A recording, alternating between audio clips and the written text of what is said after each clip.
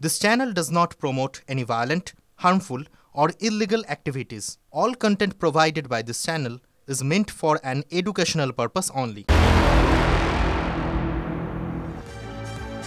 জয়নগরের খবরে এবার চোখ রাখতেই হবে। লেটেস্ট আপডেট, জয়নগরে নাবালিকা ধর্ষণ খুনের ঘটনার অভিযোগে তদন্তে এসআইটি গঠন। ৮ সদস্যের স্পেশাল ইনভেস্টিগেশন টিম গঠন পুলিশের। এসআইটি সেখানে SP Baruipur, additional SP zonal, SDPO Baruipur এসআইটিতে থাকছেন। আর কারা কারা থাকছেন আমি ডিটেল জানবো আমার সহকর্মী অরিত্রর কাছ থেকে। অরিত্র, দেখো শুভজিৎ, জয়নগর কুলতলির এই ছোট্ট তিলোত্তমা মৃত্যুর ঘটনায় এবার রাজ্য পুলিশের তরফ থেকে স্পেশাল ইনভেস্টিগেশন টিম অর্থাৎ সিট গঠন করা হলো। ৮ সদস্য নিয়ে এই সিট গঠন করা হয়েছে। সিটে থাকছেন পুলিশ বারুইপুর পুলিশ জেলার পুলিশ সুপার পলাশ চন্দ্র ঢালি, অ্যাডিশনাল পুলিশ সুপার জোনাল রূপান্তর সেনগুপ্ত, এসডিপিও বারুইপুর অতীশ বিশ্বাস সহ ৩ জন সাব ইন্সপেক্টর থাকছেন, যার মধ্যে একজন ইনভেস্টিগেশন অফিসারও রয়েছেন।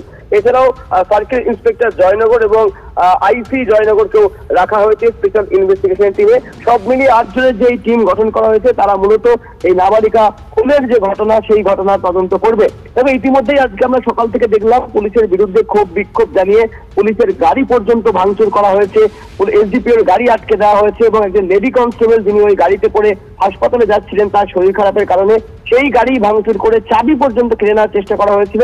সেই ঘটনাতেও কিন্তু পুলিশ ইতিমধ্যে তৎপর হয়েছে এবং বেশ কয়েকজনকে আটক করে জিজ্ঞাসাবাদ চালাচ্ছে এসডিপিও বারুইপুরের পুলিশ কর্তারা।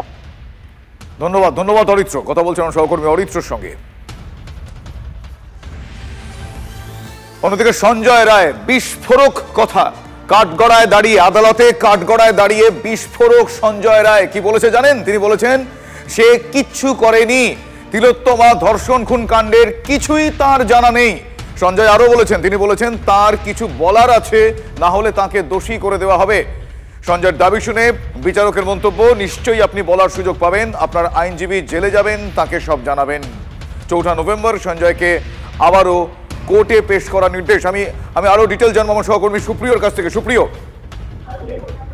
শুভজিৎ, দেখো গতকালই কিন্তু এই আরজি করে চিকিৎসার সাথে খুন এবং ধর্ষণের মামলাতে সিবিআই এর তরফ থেকে চার্জশিট পেশ করা হয়েছে এবং সেই চার্জশিট পেশ করাতে সেখানে কিন্তু সঞ্জয় রায়কেই অভিযুক্ত হিসেবে দেখানো হয়েছে এবং সেই মর্মেই আজকে তাকে জেলা আদালতে পেশ করা হয় এবং সঞ্জয় রায়ের হাতেও কিন্তু সেই চার্জশিটের কপি তুলে দেওয়া হয় এবং তার পরবর্তীতে কিন্তু এই মামলাটিকে এডিজি ১ নম্বর এডিজি অর্থাৎ সেশন কোর্টে ট্রায়ালের জন্য পাঠানো হয় এবং সেই ট্রায়ালের যে দিন শুরু বা দিন ধার্য হবে আগামী অর্থাৎ পুজোর ছুটির পর, অর্থাৎ আজ থেকে কিন্তু আদালতের পুজোর ছুটি শুরু হয়ে যাচ্ছে, সেই জায়গা থেকে পুজোর ছুটি শেষ হওয়ার পর কিন্তু সেই পর্ব শুরু হবে। কিন্তু যেটা সব থেকে তাৎপর্যপূর্ণ, এদিন যখন এই সেশন কোর্টে সঞ্জয় রায়কে নিয়ে আসা হয় সেই সময় কিন্তু সঞ্জয় রায় বিচারকের উদ্দেশ্যে বলেন যে স্যার আমার কিছু বলার আছে, আমি কিছু বলতে চাই। ধন্যবাদ সুপ্রিয়, ধন্যবাদ।